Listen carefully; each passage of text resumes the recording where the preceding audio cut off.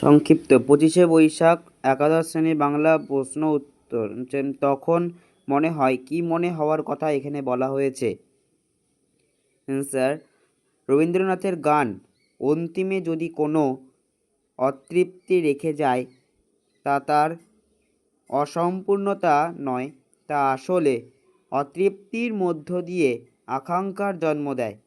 লেখক মনে করেছেন যে সে গান তার সামনে যে ভুবন পড়ে দিয়েছে, প্রথম পরিচয়ে তার সব কিছু জানা না হলেও কোনো দুঃখ নেই, সেই গান আবার শুনতে হবে এবং সেই ভুবনের আরও অনেকটা তার কাছে উদ্ভাসিত হয়ে উঠবে।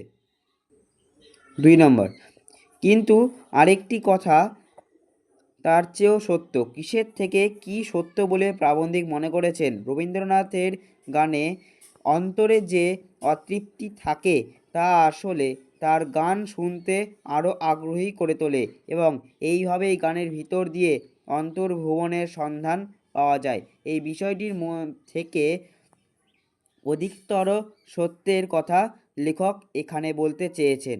অধিকতর যে সত্যের কথা প্রাবন্ধিক বলতে চেয়েছেন তা হলো, তার মতে রবীন্দ্রনাথের কোনো গানই কখনো নিজেকে সম্পূর্ণ নিঃশেষ করে না। 4 নম্বর কোশ্চেন, তার নৃত্য বন্ধ হয়ে গেল, প্রাবন্ধিকের মন্তব্য ব্যাখ্যা করো। নটরাজ এর নৃত্যের ভঙ্গি সুনির্দিষ্ট, ঠিক সেরকমভাবেই রবীন্দ্রসঙ্গীতেরও প্রত্যেকটি শব্দের নিজস্ব মাধুর্য রয়েছে। কেউ যদি সেই শব্দ সম্মান বজায় না রাখতে পারেন তাহলে যেন মনে হয় নটরাজের প্রতিটা অঙ্গ আড়ষ্ট হয়ে গিয়ে তার নৃত্য বন্ধ হয়ে গিয়েছে। 10 নম্বর কোশ্চেন, সে বিষয়েও কোনো সন্দেহ নেই।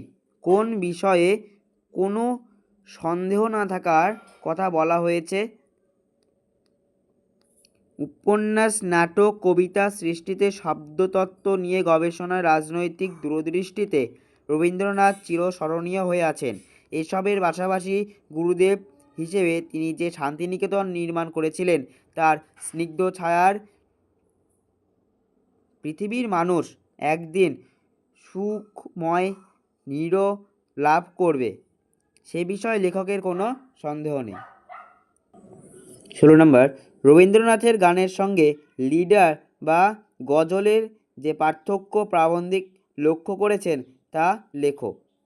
অ্যান্সার, রসাবেদনের দিক থেকে রবীন্দ্রনাথের গানের সঙ্গে জার্মানদের লিডার বা ইরানের গজল গানের কিছু সাদৃশ্য রয়েছে, কিন্তু মূল পার্থক্য হলো রবীন্দ্রনাথের গান যেখানে অখণ্ড সেখানে লিডার বা গজল শুনে মনে হয় সেই গান হঠাৎই শেষ হয়ে গেছে, অর্থাৎ তা অসম্পূর্ণ।